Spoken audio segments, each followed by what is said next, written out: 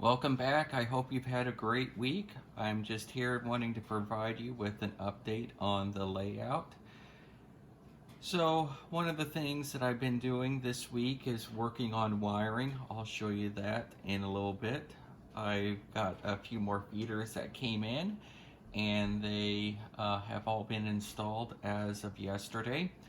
However, I'm still short on feeders and need to get another order. That's one of the things as you're building a layout. It seems like you never have enough of what you need at any given time. And so I've got that order placed and hopefully get some more feeders in another week or two. So as you can see, there's 3 buildings here. Leslie built these last night. These were just simple eBay finds. These are relatively inexpensive kits and very easy to put together. No cutting required, it seemed. And so Leslie built all 3 of these in the course of about an hour and a half last night. I do need to spray them with the I do need to spray them to take off the shine.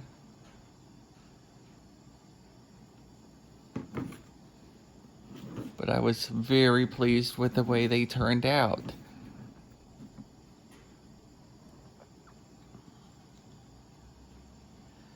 These will be used in Springfield and Bloomington.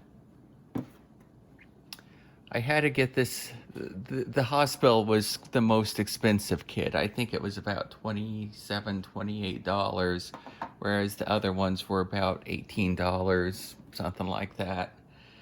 And I did have to get the hospital because when I was a child, I do remember my grandfather being flown to the hospital there in Springfield, Illinois. So I've got a large hospital kind of in memory of him, of all that he went through when I was a kid with his heart attacks and so forth. So these are the building updates as far as the expansion is concerned. Speaking of buildings, I forgot to mention one other thing. This, as you can probably recognize, is an R.J. Frost Walthers kit. As I've been buying a bunch of cheap kits on eBay that other people have built, this kit was built, well, it looked like I built it, honestly. There were huge gaps along the sides. The exterior of the structure was just covered in glue. Whoever built it had no clue what they were doing. That's how I build kits. That's why Leslie does building the kits. As soon as Leslie saw it, she just laughed at the building and said, "That thing is junk."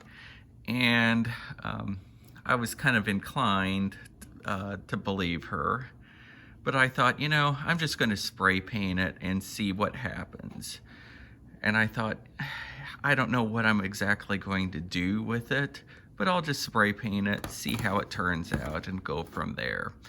Well, I spray painted it this brown color because I thought, I don't know what I would use it for on the layout, but if nothing else, I can just throw it as part of the steel mill complex in Granite City. I'll just spray paint it, call it good, and just say, well, maybe it's an area where they load special, I don't know, maybe they make some special steel items and they've got a little warehouse, or maybe this is kind of the warehouse for incoming shipments as they have things, as they need parts for the blast furnace and their other equipment, that it's actually kind of a warehouse that holds equipment pieces for them, so parts and that sort of thing.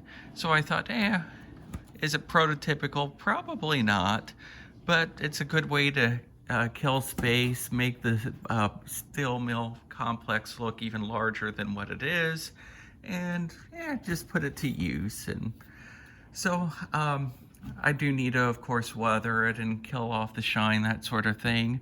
But, you know, I'll take it. So I'll include that, I think, as part of the steel mill complex here in Granite City. So one of the things I'm thinking about doing is slightly modifying the track plan. I'm here right at Lenox Tower, and the initial idea was I was going to have a track that crossed the Conrail Illinois Central Gulf joint trackage, much like how it was. Well, of course, if you look at a diagram of Lenox Tower, there were actually several more railroads that crossed right there and whatnot, all at one time, and a very unique track diagram. In fact, Lenox Tower was just torn down over the past year, which is a shame, but I understand why they had to do it. But one of the things I'm thinking about doing is kind of modifying the idea. So currently, the way that it is, the Illinois Central Gulf track is right here. The Conrail track is right behind it. And then I've got the lead going into the oil refinery. What I'm thinking about doing, though, is putting a switch over here and then taking that track so that it actually crosses over at Lenox Tower, and then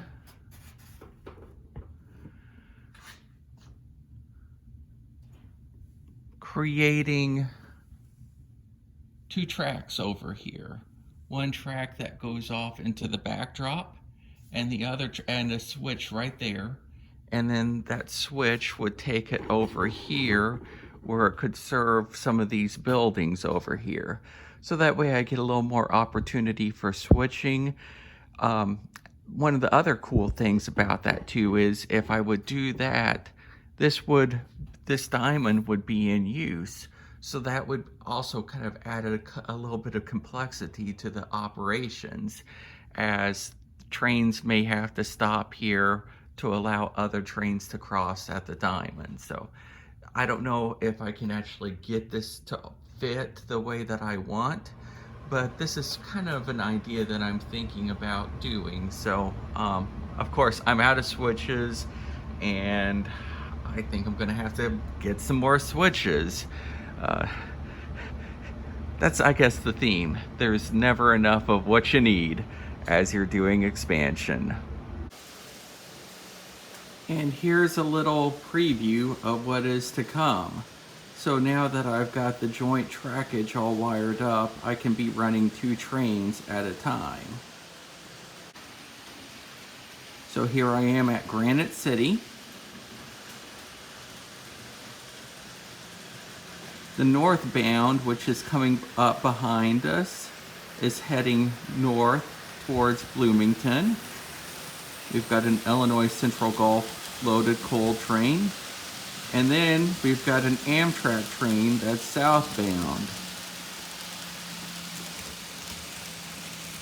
So on this section of the layout, I can be running 2 trains at once, as this was joint trackage. I'm very excited about the possibilities that are available with this joint trackage. I'll be able to run Conrail trains prototypically.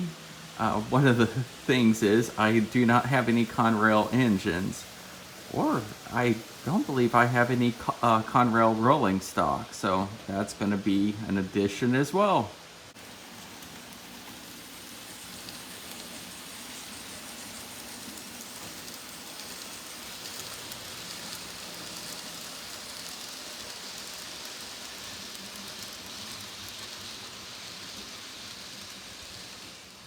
Well, thank you very much for watching. Of course, this scene that you're seeing here is the Captain Mine as part of the lower deck, the Murfreesboro to East St. Louis line.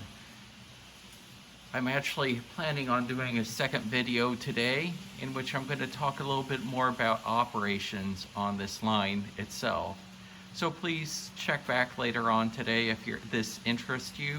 I'm going to talk a little bit about the history of the line and how I operate it. Somewhat prototypically, but not fully. So check back later today. Thank you so much. I hope you have a wonderful day and weekend.